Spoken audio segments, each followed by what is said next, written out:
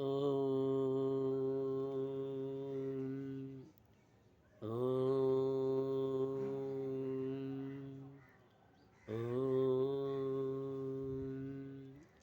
ఓం శ్రీ గురుభ్యో నమః. హరి ఓం. ఓం నారాయణం నమస్కృత్యం నరం చైవం నరోత్తమం దేవీ సరస్వతిం వ్యాసం తదో జయముదీరయతే. సభాభ్యాం సభాపతిభ్యశ్చ భో నమో నమః. శ్రీ పార్వతీ పరమేశ్వర సభకు నమస్కారం. ఈరోజు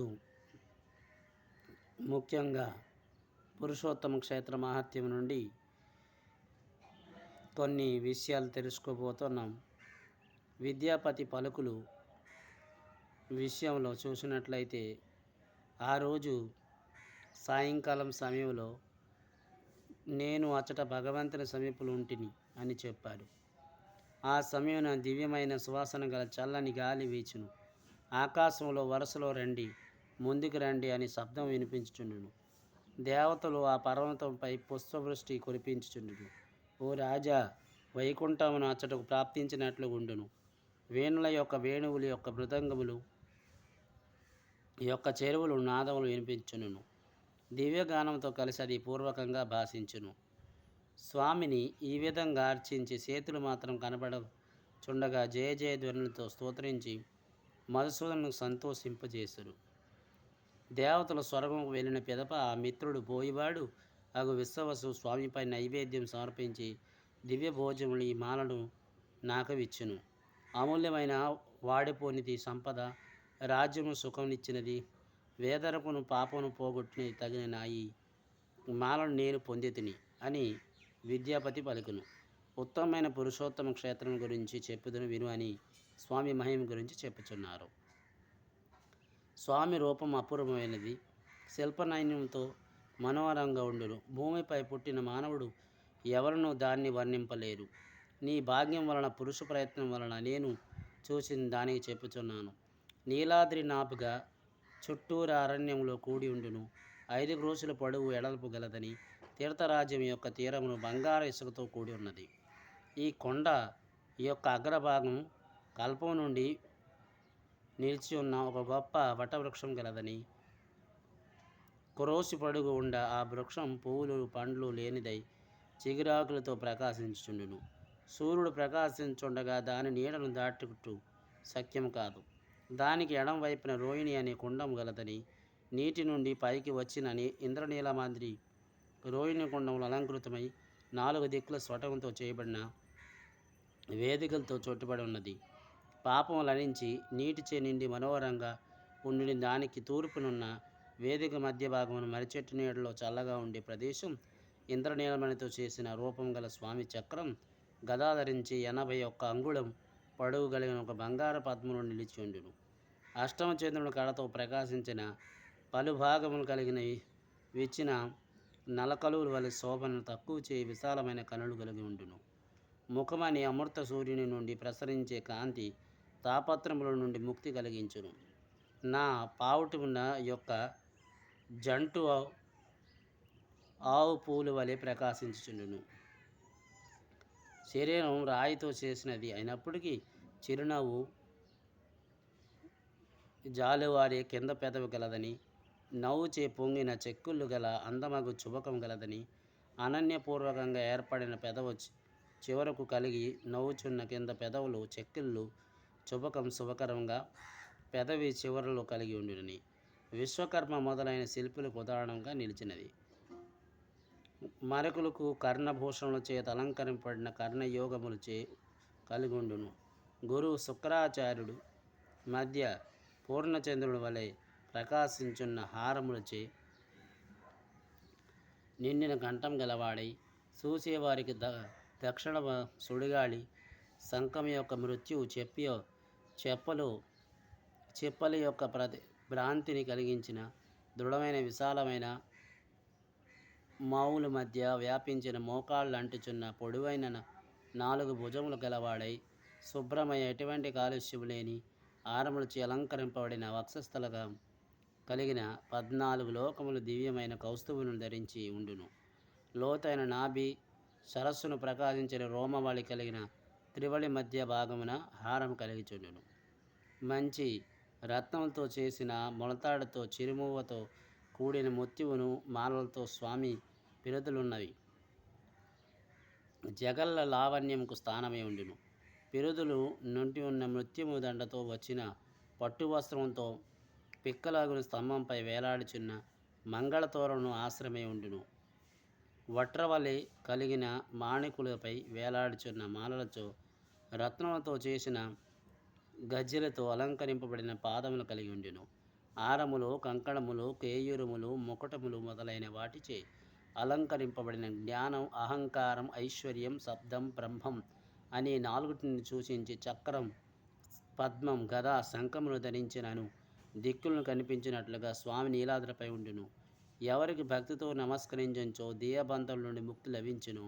అట్టి లక్ష్మీ దేవి స్వామికి ఎడం వైపున పద్మం చేత ధరించిన నిలిచి ఉండును. వల్లెకిని మీచుటు స్వామి ముఖంపై చూపు నిలసి దానిదై సమస్త లావణ్య స్థానమై అన్ని అలంకారాలు అలంకరింపబడి ఉండును. కొండపై ఏమి చేసిన ప్రపంచముకు తల్లి తండ్రులగిన వారిద్దరకు చూసితివి. మౌనంగా నవ్వుచున్న కనులతో చూసే వారికి అనుగ్రహించుటందురు. దీనులకు అనుగ్రహించిన చేతను వారిద్దరూ సజీవులుగా ఉన్నట్లు తలచితురు. ఆది చేసిన పడగల వరుస గొడుగు వలె ఉండును. సుదర్శన చక్రం రూపం ధరించిన ఎదుట నిలిచి ఉండును. గరుడు చేతిలో జోడించి నిలిచి ఉండును. ఈ విధంగా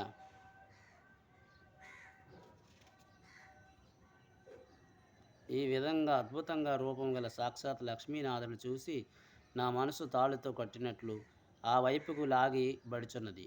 అనేక వేల జన్మలో చేసిన పుణ్యకర్మలన్నీ కూడా ఒక్కమారు ఫలించే స్వామిని చూడగలిగితిని. తీర్థస్థానములచే గాని, తపస్సుతో గాని, దానము చేత గాని, దేవయజ్ఞముల చేత గాని, వ్రతములను అనుసరించుటయే కానీ మానవునికి అటువంటి స్వామి చూడ సఖ్యం కాదు. మబ్బులు లేని ఆకాశం వలె నీలవర్ణం కలిగి పురుషోత్తమ క్షేత్రమునందున విష్ణుమూర్తిని ఎవరు ధ్యానించుదురో వారికి అన్ని బాధలు నశింపగా ఎచట శోకములను తావలేదు. అట్టి వైకుంఠం ప్రవేశించుదురు. 18 విద్యల చేత అర్జింపబడిన నానా విధములైన కర్మఫలం ఏదో అది గలదు. అది అంతా ఒకటి చేసినచో ఎంత ఫలితం కలుగును. విష్ణువుకు ఒకసారి చూసినచో దానికి 100 రెట్లు ఫలితం కలుగును. అంతకంటే చెప్పవలసింది ఏమీ లేదు. మానవులు తమ బుద్ధితో ఏ కోరికలైనా తీర్చిన గలరో దానికంటే ఎక్కువ ఫలితం పురుషోత్తమ క్షేత్రం యొక్క మయం వలన నీలాద్రిపై నివాసించి స్వామికి మొక్కిన పొందుదురు. అతడే శివిచ్చేవాడు, యజ్ఞముల చేత ఆరాధింపబడేవాడు, సత్యమును పలికేవాడు, ధర్మశీలుడు గలవాడు, అన్ని గుణములు కలిగినవాడు, అందరు జీవుల కంటే శ్రేష్ఠుడగు వాడు నీలాద్రినాథుడు. జగన్నాథుడి యొక్క స్వామి యొక్క మహత్యాన్ని గురించి నేను స్వామి సేవక నుండి తెలుసుకుంటుని. ఈ కథ పరంపరంగా సృష్ట్యాది నుండి వచ్చిచున్నది. దాని వినిన నేను అచటకు వెళ్ళి తిని. నీ ఆజ్ఞపై నేను అచటకు వెళ్ళి పురుషోత్తమ క్షేత్రం చూసి తిరిగి వచ్చి అంతా నీకు చెప్పి తిని. నీ ఇష్టానుసారం చెయ్యము అనే విషయం చెప్పడం జరిగింది. అప్పుడు ఇంద్రదమ్య మహారాజు ఇట్లా పలుకును: నీవు చెప్పిన ఆప్తివాక్యములు పాపములు పోగొట్టి స్వామి రూపాన్ని గురించి విని స్వామి నిర్మల్యమును తాకడిచే ధన్యతనైతిని. ఎన్ని జన్మల నుండి చేసిన పాపములన్నీ కూడా నశించితివి. స్వామిని చూచుటకు నాకు ఇప్పుడు అధికారం కలిగినది. రాజ్యం సమృద్ధ్యంగా చేసి నేను స్వామి వద్దకు వెళ్ళుదును. అతడు నివాసించిన పురమును, దుర్గములను నిర్మించుదును. స్వామి వద్దకు వెళ్ళుదును. స్వామికి ప్రీతి కలిగినట్టయి అశ్వమేధాదులు యాగాలు చేయుదును. ప్రతిదినం స్వామికి వందలాది ఉపచారములు చేయుదును. వ్రతములు, ఉపవాసములు, నియమములు పాటించు స్వామిని సంతోషింపజేయుదును. నీ వాక్యామృతం విని నప్పుడు నాకు స్నానం చేసినట్లు అని పలుకుచు దీనులపై జాలి చూపేవాడు సర్వవ్యాపి భగవంతుడగిన స్వామిని ఈ విధంగా భక్తితో ప్రస్తోత్రించును. అదే సమయంలో లోకములను చూసి కుతూహలంతో నారదుడు అచ్చటకు వచ్చును. ఆ వచ్చుచున్న విష్ణు భక్తుల్లో అగ్రేశ్వరుడు, బ్రహ్మమానస పుత్రుడు, ఋషి అగు నారదును చూసి రాజు తన కోరినది సిద్ధించునని తలచును. వెంటనే లేచి పాద్యం, అర్ఘ్యం, ఆచిమానం, ఆసనాదులు సమర్పించి చేతులు జోడించి ఇంద్రదమ్య మహారాజు ఎట్లా పలుకును: నేటికి నేను చేసిన యజ్ఞం, దానం, అధ్యయనం, తపస్సు సఫలమైనది. బ్రహ్మ రెండో రూపము అయినట్లు ఓ మునోత్తమ, నీవు నా ఇంటికి వచ్చితివి. ధన్యుడినైనప్పటికీ నీకు ప్రీతిగా కలిగించడానికి నేనేమి చేయగలను? మీరు ఏ ప్రయోజనం కోరి నా భవనానికి పవిత్రం చేసిరని అడిగిను. జైమిని ఇట్లా పలుకును అని రాజు పలకగా అతడు భక్తిని వినయంగా మెచ్చుకొని చిరునవ్వుతో బ్రహ్మపుత్రుడైన నారదుడు ఇట్లా అనను. నారదుడు పలుకులు: నుపోత్తమ, ఓ ఇంద్రధుమ్య, స్వచ్ఛముగా నీ గుణముల చేత దేవతలు, సిద్ధులు, మునులు, బ్రహ్మ సంప్రీతులై నీ ప్రతిష్ట వేరుగా గణింపదగినది.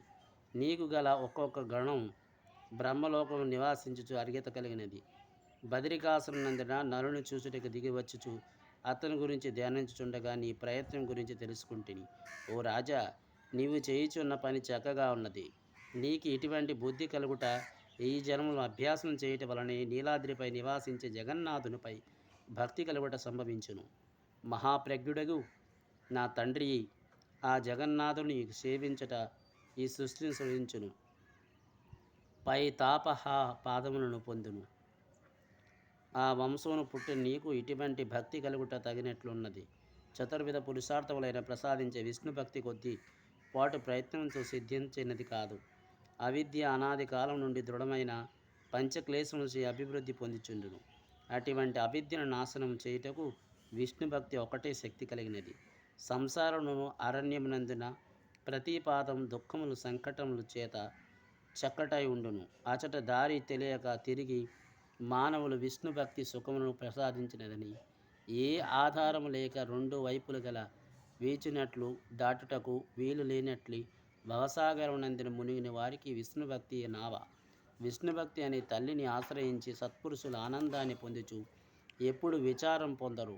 విష్ణు భక్తి అనే అమృతమును తాగి సంతృప్తులై మోక్షను పొందుటకు అర్హత పొందిన వారికి బ్రహ్మపదం కూడా తక్కువే ఆగును. పుట్టిన వారికి కలిగే 3 విధములైన విష్ణు భక్తి అనే మహాదావగ్నిలో సలభము వలె మాడిపోవును. ప్రయాగ, గంగా మొదలైన తీర్థములను సేవించుట చేతన గాని, తపస్సు చేయుట గాని, అశ్వమేధ చేయటం గాని, గొప్ప దానములు ఇచ్చుట గాని, ప్రతి ఉపవాస నియమాలు ఏలాదికి చేసినప్పటికీ బ్రహ్మ ఋషియగు నారదుడు విష్ణు భక్తి యొక్క మహాత్యాన్ని వివరింపగా విని ఇంద్రదుమ్యుడు విష్ణు భక్తి యొక్క స్వరూపాన్ని తెలుసుకునగోరును. నారదుడు మరలా ఈ విధంగా సత్కర్మలు చేసే తిరిగి ఇంద్రదుమ్య మహారాజు ఇట్లా పలికెను: ఓ మహాముని, విష్ణు భక్తి యొక్క మహిమను చక్కగా వివరించితిరి. దాని యొక్క స్వరూపం తెలుసుకునవలనని నాకు చాలా కాలం నుండి జిజ్ఞాస కలదు. వైష్ణవులు ఉత్తమైన ఓ ముని పుంగవ, విష్ణు భక్తి యొక్క లక్షణము వర్ణింపము. ఈ భూమిపై దీన్ని గురించి చెప్పగలేవారు మరొకరు లేరు. నారద మహర్షి ఇట్లా చెప్పును: ఓ రాజా, భక్తియుక్త లక్షణముల గురించి ప్రశ్నించి చక్కగా ఉన్నది. భక్తికి స్థానమగు ఉత్తమగు నీకు యథార్థంగా వివరించెదను. దీన్ని గురించి ఆపత్రాన్ని కాలుష్యం అందును చిక్కే గుడ్డివాని వాడికి చెప్పకూడదు. అనాగుడు: ఓ రాజా, నేను చెప్పినది సావధానంగా విను. సనాతనమయగు విష్ణు భక్తి సామాన్యమది కానీ, విశేషము కానీ, మిక్కిలి సుఖములు అందించుటకు, దుఃఖముల యొక్క పరంపరను విచ్ఛేదం చేయడానికి శక్తి గలదు. ఈ విష్ణు భక్తి ఒక్కటే కారణం అని విశ్వసించటే భక్తి అనబడినది. గుణభేదముల చేత అది 3 విధములుగా, 4వ వాది నిర్గుణములు అనబడినవి. కామక్రోధముల చేత ఆవేశింపబడిన ఇతరులు చూడనటువంటిది. అవిచారములకు ప్రయోగం చూచుటకు ఉపయోగించినది అగు భక్తి తామసమనబడెను. గొప్ప కీర్తిని సంపాదించుటకు, ఇతరులపై పోటీ కొరకై, పరలోకమును పొందుట కొరకై ఉపయోగించే శక్తి రాజస్సు భక్తి అగును. ఆముష్మికంగా స్థిరమైనది గుర్తించి వినేశ్వరముగా భావం వదిలి, ఆశ్రమ ధర్మాలు, వర్ణ ధర్మములు వదిలిపెట్టాక ఆత్మజ్ఞానం కొరకై ఉపయోగించేది సాత్వక భక్తి. ఈ విశ్వం జగన్నాథుడి యొక్క స్వామియే, మరి ఒక కారణం కాదు. నేను కూడా స్వామి కంటే వేరు కాదు, స్వామి నాకంటే వేరు కాదని భావించి భవ్యమైన ఉపాధి ఏదియో లేకుండా ప్రేమ యొక్క ఉత్కర్షించి భావింపవలను. అట్టి భక్తి మిక్కిలి కష్టమే. ముక్తినిచ్చే దీనికి అద్వైత భక్తి అనే పేరు. సత్వక భక్తి వలన బ్రహ్మలోకం, రాజస భక్తి వలన ఇంద్రలోకం లభించును. తామస భక్తి వలన భోగములు అనుభవించి పితృలోకము చేరుదురు, తిరిగి భూమిపై జన్మించుదురు. తామస భక్తి క్రమంగా రాజస భక్తిని, అదే సాత్విక భక్తిగా కలిగించును. సాత్విక భక్తి అద్వైత భక్తిని సుఖమును కలిగించును. కనుకనే ఒకదాన్ని ఆశ్రయించే క్రమంలో ముక్తిని పొందవచ్చును. విష్ణు భక్తి లేని వారికి శ్రోతకర్మములు కానీ, స్వార్థకర్మములు కానీ, ప్రాయశ్చిత్తాది కర్మములు కానీ, యాత్రల కొరకై కష్టపడుట కానీ, ఉత్తమ కుటుంబంని జన్మించుటకు కానీ, అలంకారములు కానీ అన్నీ లౌకికమైన భూషణములు మాత్రమే. శారీరకంగా కష్టపెట్టి కొనుటి వలన వారికి కలిగే ఫలం వేశ్య వ్యభిచారం చేసినట్లే. కులము చేత ఆచారము చేత వియుతుడై నప్పుడికి దృఢముగా భక్తి కలిగి ఇంద్రియములు జయించేవాడు, అన్ని లోకములో ప్రశంసించదగేవాడు, 18 విద్యలు నేర్చినవాడు, మంచి కులమును పుట్టినట్టు ధర్మగుడైన నేను భక్తి లేనిచో ప్రశంసింపదగినవాడి కాడు. కొద్దిపాటి భాగ్యం కలిగిన వానికి విష్ణు భక్తి కలగదు. ప్రయత్నం చే విష్ణు భక్తి పొందినవాడు ధన్యుడగును. దేని చేత జగన్నాథుడు తెలుసుకునగలడో దాన్నే విద్య అనే పేరు. ఏ కర్మం చే స్వామి తృష్టుడగునుచో అది అశుభకు నాశనం చేయనదని. ఈ రెండు కలిగినవాడు దృఢవ్రతుడు, విష్ణు భక్తుడు అనబడడు. ఎవరి యొక్క పాదధూళి వలన చరాచరమునగు విశ్వమంతా పావనమగుచునో, తన ఇష్టానుసారం సృష్టి స్థితి లయలను కల్పించును, అట్టి స్వామి యందు భక్తి కలిగినచో భూమి, స్వర్గం మొదలైన సంపదలను పొందవలనని నీచమగు కోరికలు కలగవు కదా. స్వామికి భక్తికి భేదం లేదు. స్వామి భక్తులు లక్షణం చెప్పుదును. వారు ప్రశాంత చిత్తులై, సౌమ్యులై, కామములను ఇంద్రియములు జయించేవారై, మనోవాక్యముల చేత ఇతరులను ద్రోహం తలపెట్టిన వారై, దయచే ఆర్థముగా మనసు గలవారై, ఎల్లప్పుడూ దొంగతనం హింసం పట్ల విముఖులై, ఇతరుల గుణములందును వారి చెయ్యి పలనియందు పక్షపాతము చూపి ఆనందించ వారు కారు. సదాచార సంపన్నులు, దానశీలులు, ఇతరుల సంతోషమును తమ సంతోషంగా భావించేవారు, మత్సరం లేనివారై, అందరిచే స్వామి చూడగలిగేవారై, ఎల్లప్పుడూ దీనుల జాలి చూపుదురు. మరలా ఇతరులకు సాయం చేయగోరు వారు, రాజులను సేవించుట యందున తమ కుమారులపై వలె వాత్సల్యం చూపేవారు, భవ్యములుగా విషయములు నల్ల త్రాచువలే భావించేవారు. అంటే బయట విషయాల పట్ల విముఖులై ఉండరు. ఇంద్రియాల విషయమునందున అవివేకులకు ఎటువంటి ప్రీతి కలుగునో దానికి 100 కోట్ల రెట్లు ప్రీతిని విష్ణు భక్తి స్వామి యందు కలిగి ఉందురని తమ కర్తవ్యమును భావించి ఈశ్వరుని మొదలైన వారికి సేవించుదురు. పితృగణములతో ఉన్నప్పటికీ భక్తి ఉన్నచో విష్ణు స్వరూపాన్ని ధ్యానించుచుంతురు. విష్ణువు కంటే వేరొకరు చూడరు, విష్ణువు కంటే వేరైనది చూడరు. విష్ణువు కంటే వేరైనది నిజమునకు వేరు కాదు. ఎలా ననగా స్వామి సమిష్ట రూపం, వ్యస్త రూపం ధరించిన కనుకనే ఓ జగన్నాథ, నేను నీ వాడును, నీ దాసుడును, వేరే కాదు. స్వామి అంతర్యామి, అందరి మనసులో ఉండగా సేవింపతగినవాడు కానీ సేవించేవాడు కానీ నీకంటే వేరే ఎవరు వాడు మరొకరు లేడు అని భావించుదురు. ఎల్లప్పుడూ సావధానుడై ప్రణమిల్లుతూ కీర్తించుచు బ్రహ్మాది ఇల్లు కొలుచుచు చరణ కమలములను గల స్వామిని భజించుదురు. విశ్వనందుల్లో ఇతరులు గడ్డిపోచవలే భావించుతూ, ఇతరులకు అవమానం జరిగినప్పుడు జాలి చూపుచు మంచి చెయ్యి మనసు గలవారై విష్ణు భక్తులు ప్రసిద్ధి పొందుదురు. రాయిపై ఇతరుల దానంపై మట్టిగడ్డ వలె భావన చేయుదురు. ఇతర స్త్రీలపై, కొండబురుగు చెట్టుపై, మిత్రులపై, శత్రువులపై, బంధువులపై సమంగా చూసినందున వైష్ణవులు ప్రసిద్ధులు. గుణం పట్ల సుముఖులు, ఇతర రహస్యములై దాచేవారు, పరిణయముచే సౌఖ్యమునిచ్చేవారు, స్వామి యందు మనస్సు నిలిపేవారు, ప్రియమైన మాట్లాడి వారు వైష్ణవులు.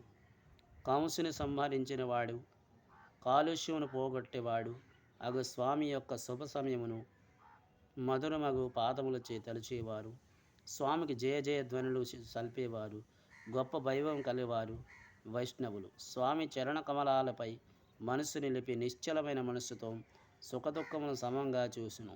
స్వామికి పూజలు జరిపించు వినయంగా మాట్లాడేవారు వైష్ణవులు. చక్రం, గద, పద్మం, శంఖం మొదలైన ముద్రను తిలకంగా బహు మూలములపై మధ్య భాగమును ముద్రించుకునేవారు. స్వామి చరణధూళితో కవచాలుగా గలవారై వైష్ణవులు. స్వామి శరీరమును ఉత్తమగును గంధములు, తులసిదళ మాలచో, చందనములచే అర్చించి ముక్తిని పొందుటకు వలె తగిన ఆభరణములు వదిలి శుద్ధమైన మనసు గలవారై ప్రయత్నముచే అణిచివేసిన అహం లేనివారి వైష్ణవులు. స్వామి యందు ఎల్లప్పుడూ భక్తి కలిగిన నీ చరితం మిక్కిలి ప్రసిద్ధమెక్కినది. మానవులు కాలుష్యములను హరించినది నీ చరితం. ధనము కోరుట లేదు, శరీరమును కలిగే కష్టమును లెక్క చేయట లేదు. మృదువుగా సులభంగా మాటలచే నీ కీర్తిని భజించుట నాకు గల కోరిక. వైష్ణవులు కాని వారు ఇతరుల శుభచరిత్రము ద్వేషించుదురు, తమ దుశ్చరిత్రములు ఆచరించనని ఆసక్తులై ఉండురు. గొప్ప కష్టములు పొందినను స్వస్థిలై ఉండేవారు, రాతికేళ్ళు రమించేవారు.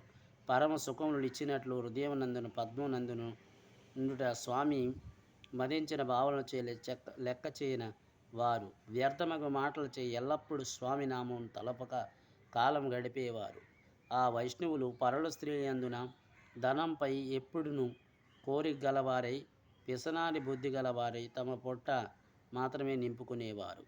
ఇతరుల మహత్వం లెక్క చేయనరు వారు. మానవులచే పశువుల వంటి వారు. విష్ణుభక్తి లేనివారు వైష్ణవులు అంటే అవైష్ణవులు. నిరతం స్త్రీలతో రమించి కోరిక గలవారు. ఇతరులను అవమానించి హింసించి రుద్ర భావంతో గలవారు. స్వామిని సేవించట ఎందును నిరక్తులు, మానవులచే మలనం వంటి వారు అవైష్ణవులని దూరమునందును విడవలనని చెప్పబడ్డారు. ఇది స్కంద పురాణం అంతర్గతంగా రెండోదైన వైష్ణవ కాండం నుండి పురుషోత్తమ క్షేత్ర మహత్యం 10వ అధ్యాయం సంపూర్ణం. మంగళం కోసలేంద్రాయ మహానీయ గుణాత్మనే చక్రవర్తి తనూజాయ సర్వభౌమాయ మంగళుమా కాంతాయ కాంతాయ కామిప్రదాయని శ్రీగిరీశాయ దేవాయ వల్లీనాథాయ మంగళం. సర్వం శ్రీ ఉమామేశ్వర పాదపద్మార్పణమస్తు. స్వస్తి.